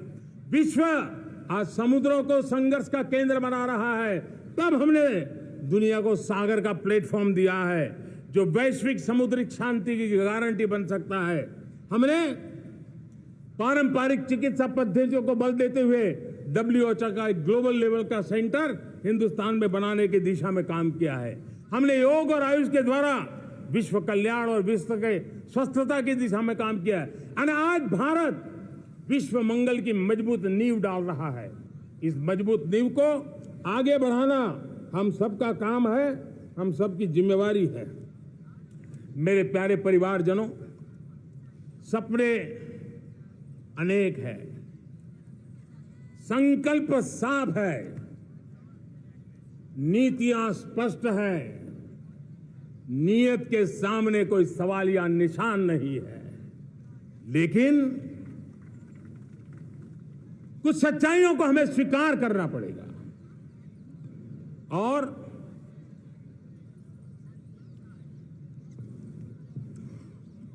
उसके समाधान के लिए मेरे प्रिय परिवारजनों, मैं आज लाल किले से आपकी मदद मांगने आया हूं। मैं लाल किले से आपके आशीर्वाद मांगने आया हूं, क्योंकि पिछले सालों मैंने देश को जो समझा है, देश की आवश्यकताओं को जो मैंने परखा है और अनुभव के आधार पर मैं कह रहा हूं कि आज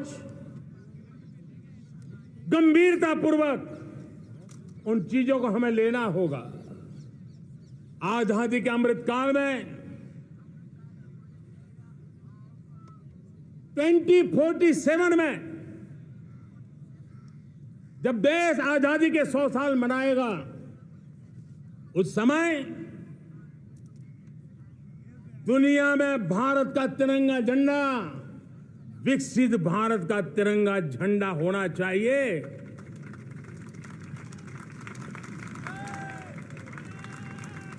रत्ती भर भी हमें रुकना नहीं है, पीछे नहीं हटना है और इसके लिए शुचिता, पारदर्शिता और निष्पक्षता, ये पहली मजबूती की जरूरत है।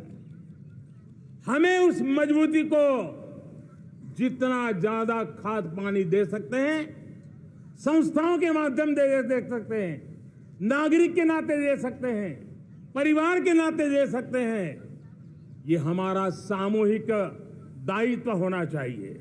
और इसलिए पिछले 75 साल का इतिहास देखिए, भारत के सामर्थ्य में कोई कमी नहीं थी। अरे जो देश कभी सोना की चिड़िया कहा जाता था, वो देश क्यों न फिर से उस सामर्थ्य को लेकर के खड़ा हो सकता है। मेरा अटूट विश्वास है साथियों, मेरे प्रिय परिवारजनों, मेरा अखंड अटूट एक निष्ठ विश्वास है कि 2047 में जब देश आजादी के 100 साल मनाएगा, मेरा देश विकसित भारत बन के रहेगा। और ये मैं मेरे देश के सामर्थ्य के आधार पर कह रहा हूं, मेरे उपलब्ध संसाधनों के आधार पर कह रहा हूं, और सबसे ज्यादा 30 से कम आयु वाली मेरी युवा शक्ति के भरोसे कह रहा हूं, मेरी माताओं बहनों के सामर्थ्य के भरोसे कह रहा हूं। लेकिन उसके सामने अगर कोई रुकावट है, कुछ विकृतियां पिछले 75 साल में ऐसे घर कर गई है, हमारी समाज व्यवस्था का ऐसा हिस्सा बन गई है कि कभी कभी तो हम आंख भी बंद कर देते हैं। अब आंख बंद करने का समय नहीं है। अगर सपनों को सिद्ध करना है, संकल्प को पार करना है, तो हमें ये आंख मिचौली बंद करके, आंख में आंख मिला करके 3 बुराइयों से लड़ना बहुत समय की मांग है। हमारे देश की सारी समस्याओं की जड़ में भ्रष्टाचार ने दिमक की तरह देश की सारी व्यवस्थाओं को, देश के सामर्थ्य को पूरी तरह नोच लिया। भ्रष्टाचार से मुक्ति, भ्रष्टाचार के खिलाफ जंग हर इकाई में, हर क्षेत्र में। और मैं देशवासियों, मेरे प्रिय परिवारजनों, ये मोदी के जीवन का कमिटमेंट है, ये मेरे व्यक्तित्व का एक कमिटमेंट है कि मैं भ्रष्टाचार के खिलाफ लड़ाई लड़ता रहूंगा। दूसरा, हमारे देश को नोच लिया है परिवारवाद ने। इस परिवारवाद ने देश को जिस प्रकार से जकड़ के रखा है, उसने देश के लोगों का हक छीना है। और तीसरी बुराई तुष्टीकरण की है। ये तुष्टीकरण में भी देश के मूलभूत चिंतन को, देश के सर्व समावेशक हमारे राष्ट्रीय चरित्र को दाग लगा दिए, तहस नहस कर दिया है इन लोगों ने। और इसलिए मेरे प्यारे देशवासियों, इसलिए मेरे प्यारे परिवारजनों, हमें इन 3 बुराइयों के खिलाफ पूरे सामर्थ्य के साथ लड़ना है। भ्रष्टाचार, परिवारवाद, तुष्टीकरण, ये चुनौतियां हमारे, ये ऐसी चीजें पनपी है जो हमारे देश के लोगों का जो आकांक्षा है उसका दमन करती है। हमारे देश के कुछ लोगों के पास जो छोटा मोटा सामर्थ्य है उसका शोषण करती है। ये ऐसी चीजें हैं जो हमारे लोगों की आशा आकांक्षाओं को सवाल या निशान में गाड़ देती है। हमारे गरीब हो, हमारे दलित हो, हमारे पिछड़े हो, हमारे पसमानदा हो, हमारे आदिवासी भाई बहन हो, हमारी माताएं बहनें हो, हमने सबने उनके हकों के लिए इन 3 बुराइयों से मुक्ति पानी है। हमें भ्रष्टाचार के खिलाफ एक नफरत का माहौल बनाना है। जैसे गंदगी हमें नफरत पैदा करती है ना, मन में गंदगी पसंद नहीं है, ये सार्वजनिक जीवन की इससे बड़ी कोई गंदगी नहीं हो सकती। और इसलिए हमारे स्वच्छता अभियान को एक नया मोड़ ये भी देना है कि हमें भ्रष्टाचार से मुक्ति पानी है। सरकार टेक्नोलॉजी से भ्रष्टाचार की मुक्ति के लिए बहुत प्रयास कर रही है। आपको जानकर के हैरानी होगी, इस देश में पिछले 9 साल में एक काम मैंने ऐसे किया, आंकड़ा सुनोगे तो लोगों का मोदी ऐसा करता है जैसे 10 करोड़ लोग करीब जो गलत फायदा उठाते थे वो मैंने रोक दिया। तो आप में से कोई कहेगा आपने लोगों से अन्याय कर दिया। जी नहीं, ये 10 करोड़ कौन लोग थे?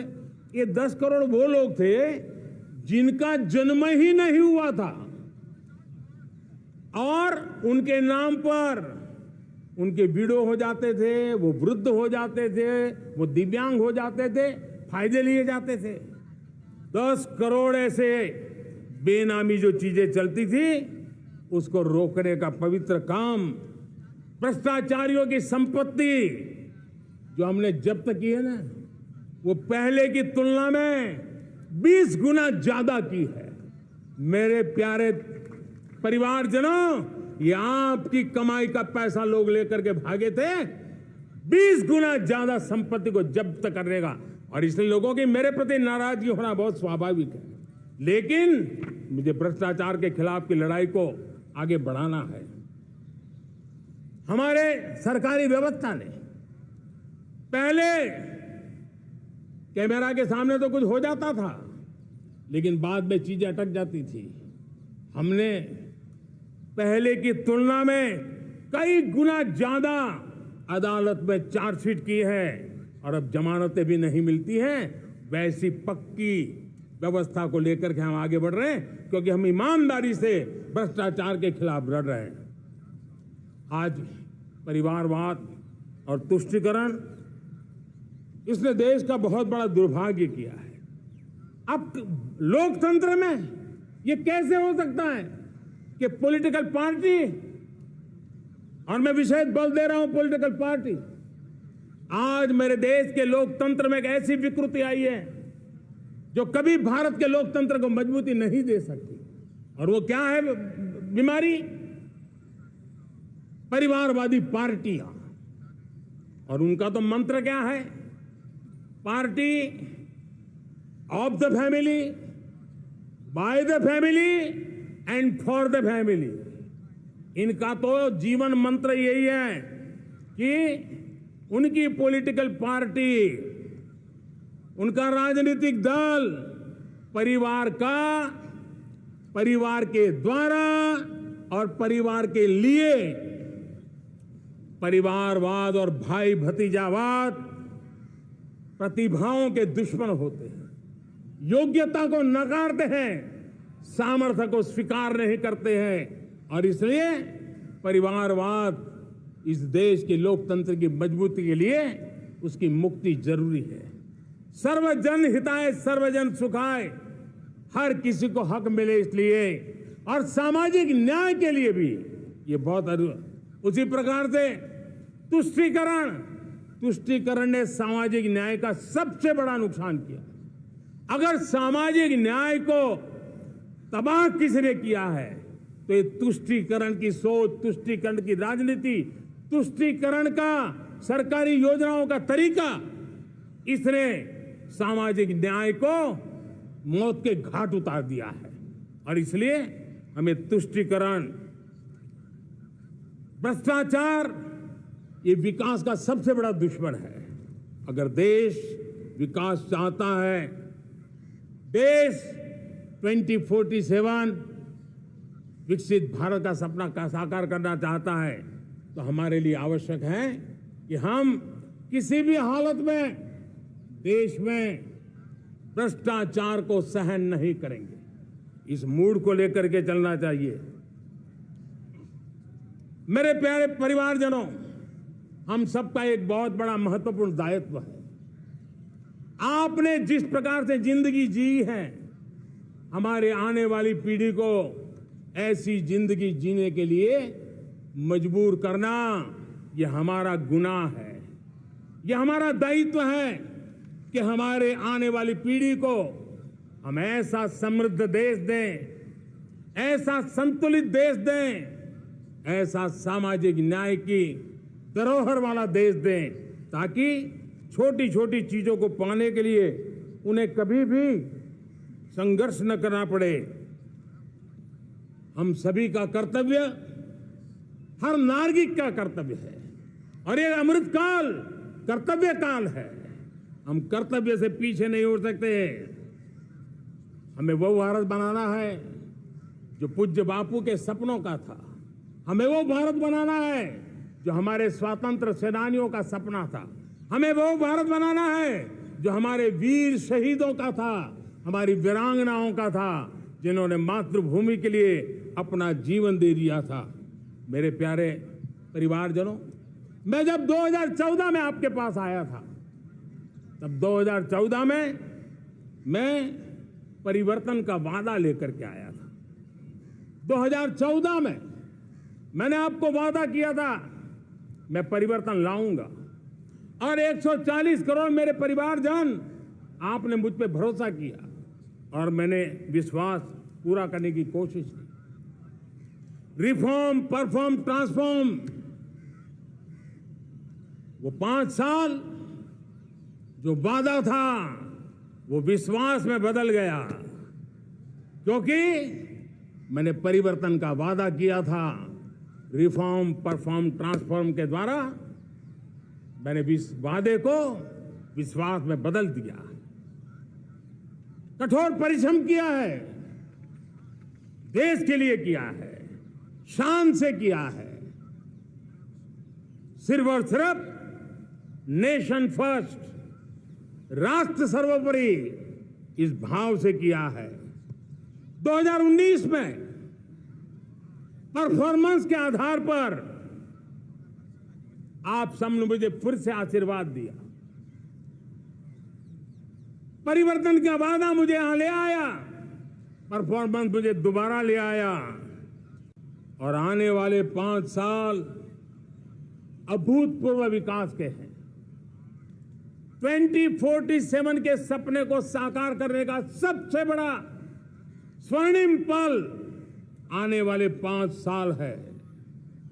और अगली बार 15 अगस्त को इसी लाल किले से मैं आपको देश की उपलब्धियां, आपके सामर्थ्य, आपके संकल्प, उसमें हुई प्रगति, उसकी जो सफलता है, उसके गौरवगान, उससे भी अधिक आत्मविश्वास के सामने, आपके सामने मैं प्रस्तुत करूंगा। मेरे प्यारे प्रियजनों, मेरे परिवारजनों, मैं आप में से आता हूं, मैं आपके बीच से निकला हूं, मैं आपके लिए जीता हूं। अगर मुझे सपना भी आता है तो आपके लिए आता है।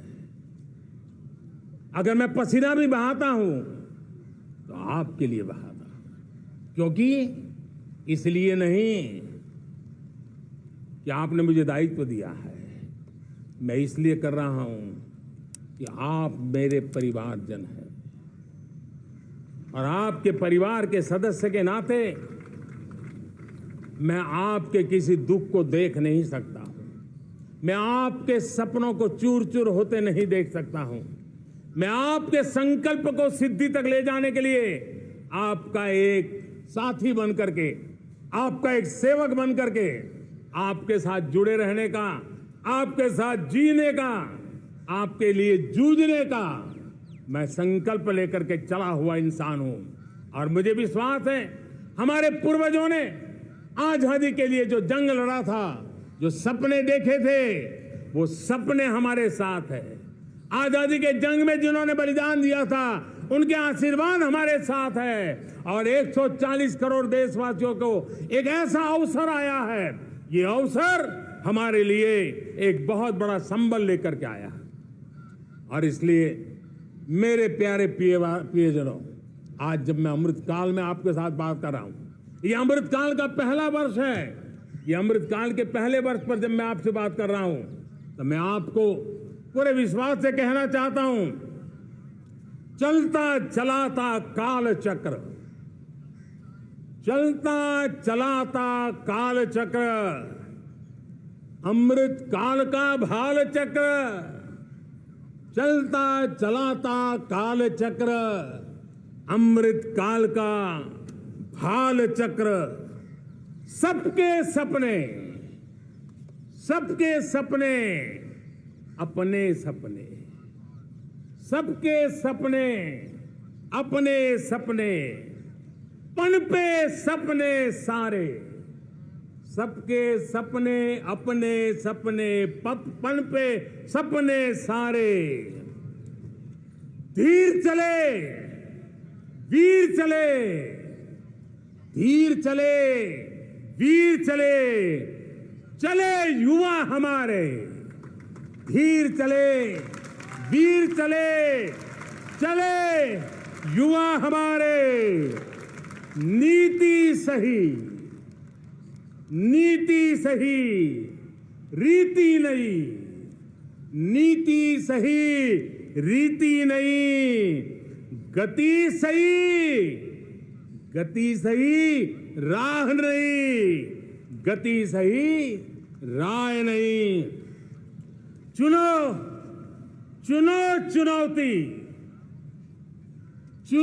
चुनौती सीना तान चुनौती सीना तान जग में बढ़ाओ देश का नाम चुनौती सीना तान जग में बढ़ाओ देश का नाम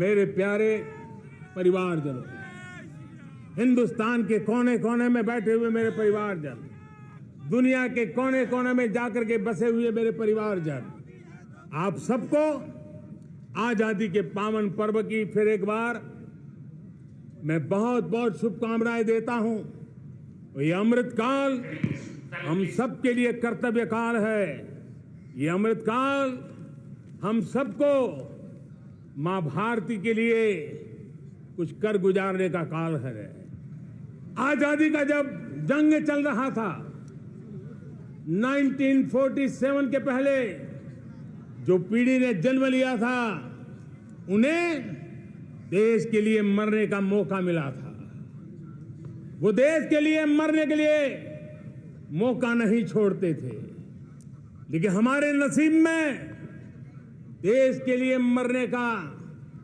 मौका नहीं है लेकिन हमारे लिए देश के लिए जीने का ये इससे बड़ा कोई अवसर नहीं होता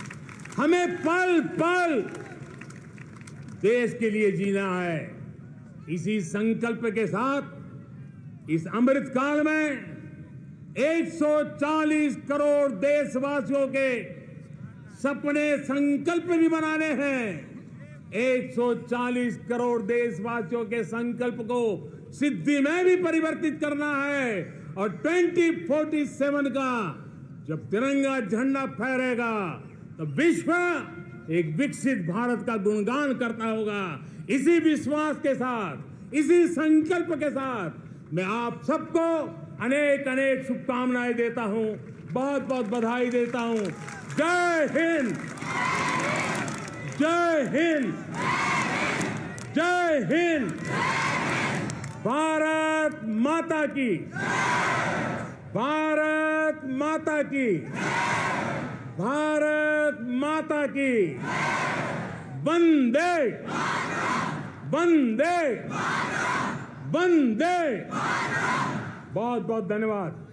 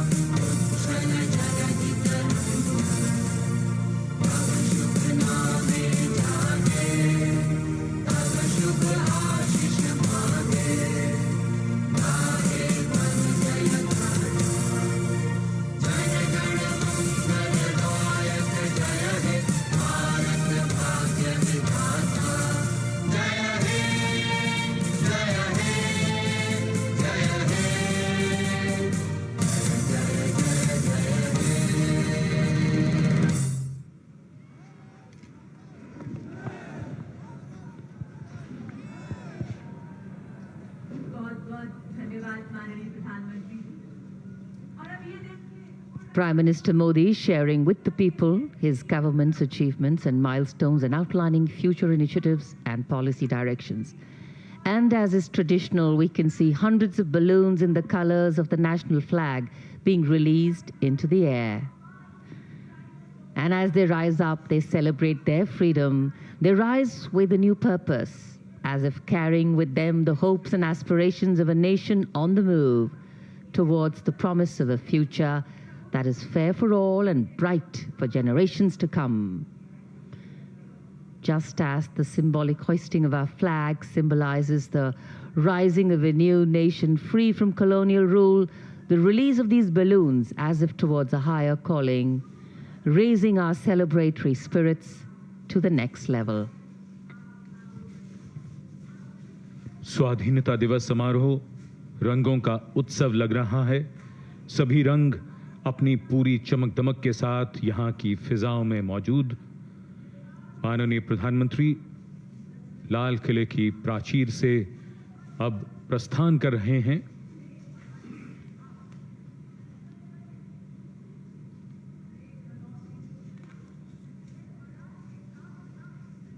स्वाधीनता दिवस समारोह अब अपने समापन की ओर बढ़ता हुआ ऐतिहासिक अवसरों का गवाह बनते बनते ये लाल किला खुद इतिहास में दर्ज हो चुका है और अब इसी लाल किले की प्राचीर से माननीय प्रधानमंत्री आज के इस स्वाधीनता दिवस समारोह पर राष्ट्रीय ध्वज फहराने और राष्ट्र को संबोधित करने के पश्चात अब प्रस्थान करते हुए। So though the ceremony may have concluded here at Red Fort, the celebration still continues. And as we move ahead after marking our 77th Independence Day, we celebrate all our strengths: a thriving democracy, a young population, an optimistic prognosis for the future, self-reliance in virtually every field, an emerging global leadership position, and a homegrown market to ensure financial vibrancy. In fact, the coming years will see us bridge our gaps, mitigate our shortcomings, and strengthen our position on the world stage. We have the desire, we have the drive, and we have to deliver. Prime Minister Narendra Modi, after addressing the nation,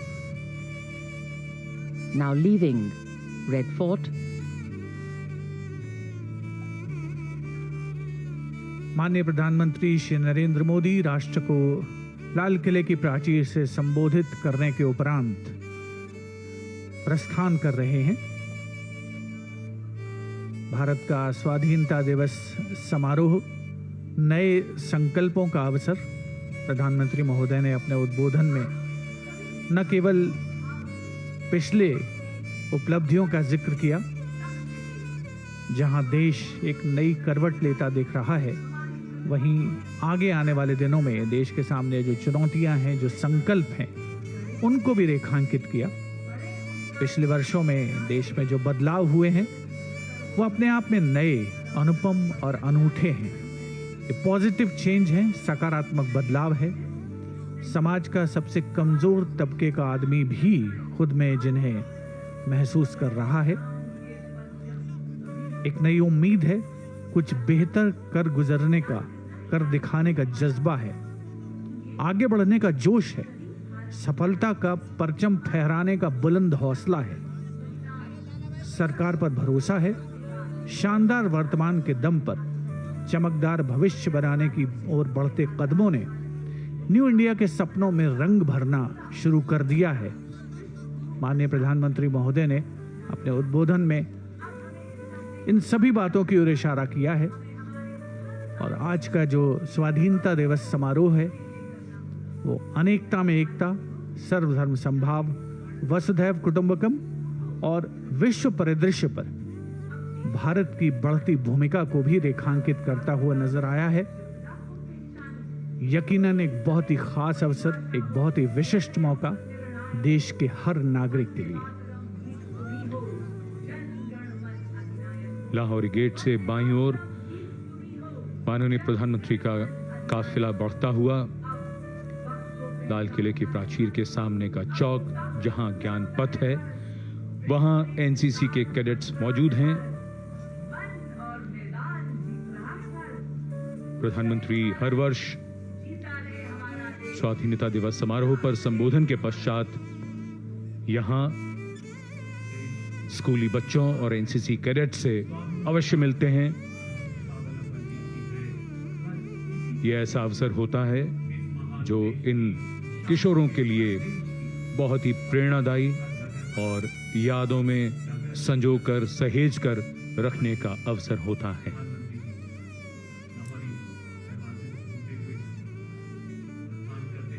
A slight wind picking up the flutter in the flags and stirring the ambience with a satisfying sweep, and of course challenging the power of the sun. The Prime Minister's carcade now stopping on the road in front of the fort's moat, across which school children, NCC cadets, have been sitting with great discipline, great respect, and of course, great expectation for this view, for the close-up view of Prime Minister Narendra Modi as he alights from his vehicle to go down deep into their seating area to meet and greet them.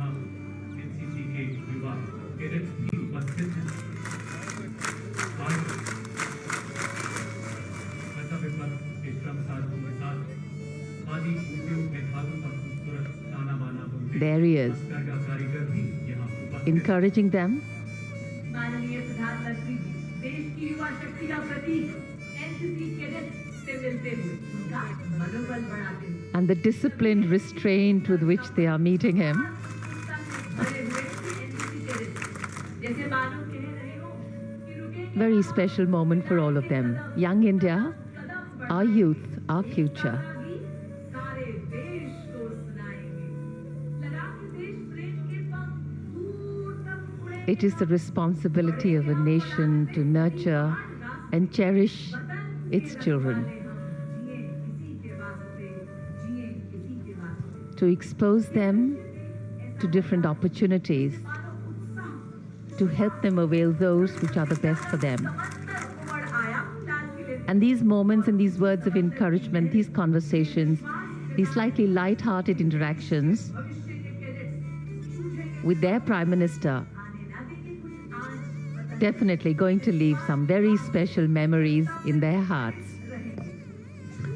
देश के कोने कोने से ये NCC cadets यहाँ पहुँचे हैं और माननीय प्रधानमंत्री महोदय, पढ़ लिख कर विद्वान बनेंगे उनकी यही खासियत है, वीर बलवान बनेंगे देश के सर्वोच्च नेतृत्व का युवा शक्ति से सीधा संवाद, ऐसे अनुशासन जिससे प्रिय बनाए रखना है, साथ ही साथ बातचीत भी करनी है, इंटरेक्शन भी करना है माननीय प्रधानमंत्री महोदय से। इस प्रकार माननीय प्रधानमंत्री युवाओं के बीच युवा एनसीसी की जो तीनों विंग्स हैं उसमें देश के कोने कोने से 1100 कैडेट्स यहाँ पर पहुँचे हैं, भारत माता की जय हर अवसर के नारे लगाते हुए। गाने में हमारी मदद करता है।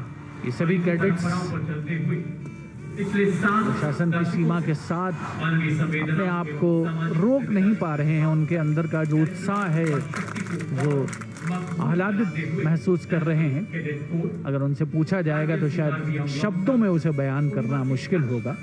यकीनन इन सभी के लिए एक बहुत ही यादगार, कभी ना भुलाने वाला, अविस्मरणीय मौका। देश के भावी नागरिकों को लाभ राष्ट्र निर्माण के लिए एक शब्द है कनेक्ट, जिसको हम अब देख रहे हैं। प्रधानमंत्री किसी भी उम्र के व्यक्ति के साथ जिस तरह से संपर्क स्थापित करते हैं वो बहुत सीखने लायक भी है और वो एक बिल्कुल अद्भुत सा क्षण होता है। इन सभी एनसीसी कैडेट्स के लिए जो स्कूली छात्र छात्राएं हैं, ये एक ऐसा मौका जिसकी कल्पना अक्सर करना मुश्किल होता है कि जब देश के प्रधानमंत्री के आप इतने निकट हों। शीश झुकाए लोहे किसके सागर चरण पखारे बड़े बड़े लाल किले की प्राचीर से संबोधन के बाद आगे आगे सत्य अहिंसा इसकी वाणी जोश, उत्साह और ऊर्जा दुनिया वो सब और इन किशोरों के साथ वो और बढ़ती हुई और सब तक पहुंचती हुई। Absolutely. In fact, the beauty of youthful spirit is that it's infectious. So the Prime Minister also getting a spring in his step. There's a lightness of being. And there is, of course, the joy of connecting. A special quality, a special leadership quality exhibited here. अब प्रधानमंत्री उस दीर्घा की तरफ जा रहे हैं जहां विशिष्ट अतिथियों को आमंत्रित किया गया और आज वो इस समारोह के साक्षी बने। ये खास मेहमान, उनकी संख्या लगभग 1800 अलग अलग क्षेत्रों से समाज के उन सब से अभिवादन स्वीकार करते हुए हमारी सांस्कृतिक विविधता में एकता हमारी सबसे बड़ी ताकत और इन सबको एकता के सूत्र में And as the Prime Minister continues with these close interactions, we can see across all age groups आज देश के सभी प्रांतों में patience, forbearance, love, all in different capacities being exhibited here. We step into our 77th year of our independence, and the completed figures of the decades gone by as a free nation. There is also a great responsibility that rests on our shoulders. And in moments like these, in moments of festivities, in moments of interaction, we also reflect often, have we achieved what we envisioned for ourselves? Yes, we have in many ways.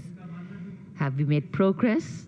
Have we managed to ensure that the most needy have also been included? Attempts are definitely on. And the times are changing so rapidly, and the relevance of what we have achieved to the advancements made have never been so critical, and India is on the cutting edge of that movement. कोई उन्हें मिलना चाहता है, कोई उन्हें छूना चाहता है, कोई उन्हें कुछ भेंट करना चाहता है, और अधिकतर लोग अपने कैमरों में उन्हें कैद कर लेना चाहते हैं। ये उनके लिए एक ऐसी पूंजी है जो बेशकीमती है।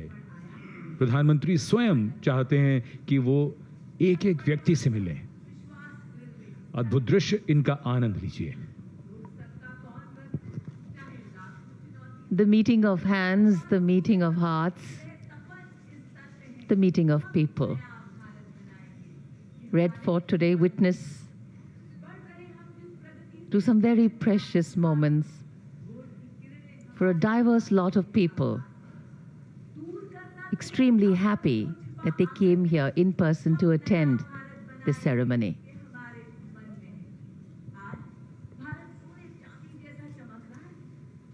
जनमानस का, जनसमूह का इंतजार मानो फलीभूत हुआ है, और जो प्रतीक्षा की घड़ियां थीं वो समाप्त हुई हैं। शायद आज बहुतों ने बहुत कुछ पा लिया, बहुत कुछ पाना चाहते हैं। सभी शायद सेल्फी चाहते हैं, यादों के घरौंदे में संजो रखना चाहते हैं इस अवसर को, इस मकाम को, इस मौके को कि देश का सर्वोच्च नेतृत्व आज स्वयं उनके बीच है, खुशियां साझा कर रहा है, ये यादगार पल साझा कर रहा है। माननीय प्रधानमंत्री श्री नरेंद्र मोदी, उनका खास अंदाज जनता से अपने आप को जोड़ने का, और यहाँ मौजूद हजारों की संख्या में स्वाधीनता दिवस समारोह के साक्षी बने ये हर खासो आम जनमानस, देश के कोने कोने से पहुंचे हुए विशिष्ट अतिथिगण 1800 के आसपास, सभी ने ये महसूस किया कि आज का जो स्वाधीनता दिवस समारोह है वो यकीनन अपनी पूर्णता की ओर पहुंचा है, और माननीय प्रधानमंत्री महोदय के इतने नज़दीक होना, इतने पास रहना, उनसे संवाद करना, उनसे बातचीत करना। और आप कल्पना करें एनसीसी के उस कैडेट के बारे में जिन्होंने माननीय प्रधानमंत्री महोदय से हाथ मिलाया है, उनके लिए कभी ना भुलाने वाला अवसर, कुछ इमोशनल मोमेंट भी। और यकीनन आप देखें, माननीय प्रधानमंत्री महोदय किसी को भी निराश नहीं करना चाहते। अगर उनका बस चले तो शायद वो यहाँ पर और बहुत समय बिताएं, लेकिन देश के लिए बहुत काम कर रहे हैं, बड़े संकल्प हैं।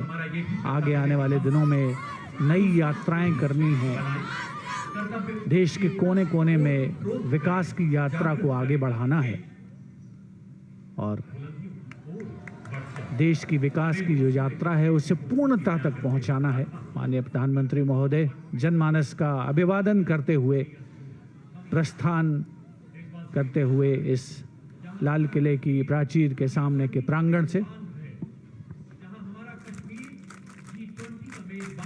And Indian democracy too has an aspiration for this large multicultural, multi-religious and multilingual nation, and tall in the Committee of Nations as the largest democracy in the world to anchor its governance on the principle of a voice for all places and a place for all voices. And today a touch for all hands. शानदार स्वाधीनता दिवस समारोह समापन की ओर बढ़ता हुआ और लाल किले के सामने से अब माननीय प्रधानमंत्री प्रस्थान कर रहे हैं। कुछ मंजिल तक सफर करते हैं और कुछ की मंजिल ही सफर होती है।